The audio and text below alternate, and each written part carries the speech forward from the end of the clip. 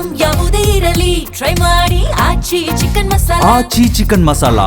ಯಾದಗಿರಿ ನಗರದಲ್ಲಿ ಜೀವ ಜಲಕ್ಕಾಗಿ ಜನ ಪರದಾಡ್ತಾ ಇದ್ದಾರೆ. ಭೀಮಾ ನದಿ ಬತ್ತಿದ ಹಿನ್ನೆಲೆ ನಗರಕ್ಕೆ ನೀರು ಪೂರೈಕೆ ಸಂಕಷ್ಟ ಆಗ್ತಾ ಇದೆ.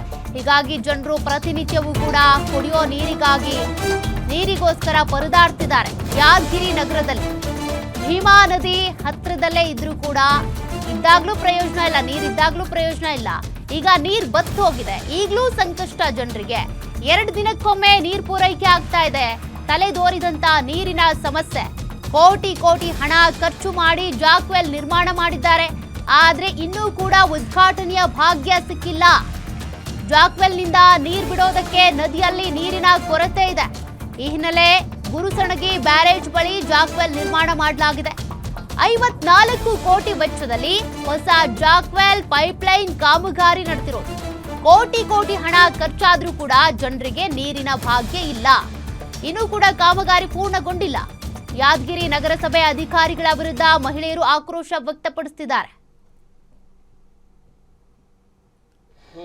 ಏನ್ ಮಾಡಬೇಕು ಸರ್? ಏನ್ ನೀರು ಇಲ್ಲ, ಏನಿಲ್ಲ. 2-3 ದಿನ ಅಲ್ಲಿಂತ ಏನು ಕುಡಿಬೇಕು? ಚಲೋ ಬಿಡಬೇಕು. ನೀವು ಸ್ವಲ್ಪ ಬಿಡ್ತೀರಿ, ಬಂದ್ ಮಾಡಿ ಬಿಡ್ತೀರಿ.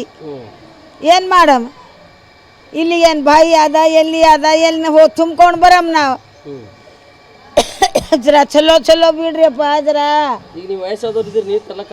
ಆಗಂಗಿಲ್ಲಪ್ಪ, ನಾವೆಲ್ಲ ಮುಚ್ಕರಾಗಿವಿ. ಈಗ ಗುಟ್ನ ಎಲ್ಲ ಬ್ಯಾನಿ ಆಗ್ಯದ.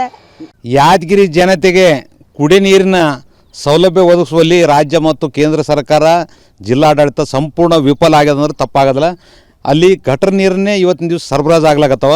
ಅದು ಆಗಬಾರ್ದಂಥ ದೃಷ್ಟಿಯಿಂದ ಸಾರ್ವಜನಿಕರ ಹೋರಾಟದ ಮೇರೆಗೆ ಇದು 54 ಕೋಟಿಯಲ್ಲಿ ನಿರ್ಮಾಣ ಮಾಡಿರ್ತಕ್ಕಂಥದ್ದು ಗುರುಮಿಟ್ಕಲ್ ಏನು ಹೋಗ್ತಾವಲ್ಲ ಅದೇ ನೀರಿನ ಘಟಕದ ಅಪೋಸಿಟ್ ಅನ್ನು ಮಾಡಿದ್ದಾರೆ. ಇಲ್ಲಿ ಗುರುಷಣಿ ಪಕ್ಕದಲ್ಲಿ ಬ್ರಿಡ್ಜ್ ಕಮ್ ಪ್ಯಾರೇಜ್ ಬಲ್ಲಿ ಮಾಡಿದ್ದು. ಇಲ್ಲಿವರೆಗೆ ಅದನ್ನು ಯಾರು ಉದ್ಘಾಟನೆ ಮಾಡ್ಲಿಕ್ಕೆ ಹೋಗಿಲ್ಲ.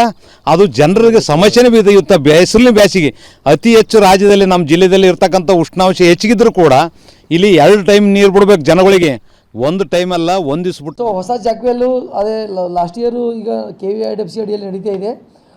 ಈಗ ವಾಟರ್ ಸಪ್ಲೈ ಬೋರ್ಡ್ದವರು ಆ ಕೆಲಸನ ನಾವು ಈಗಾಗಲೇ 54 ಕೋಟಿಗೆ ನಾವು ಈಗಾಗಲೇ ಅವ್ರಿಗೆ ವಹಿಸಿದ್ದೀವಿ. ಅದರಲ್ಲಿ ಸುಮಾರು 3 ಟ್ಯಾಂಕ್ ಇದ್ದಾವೆ.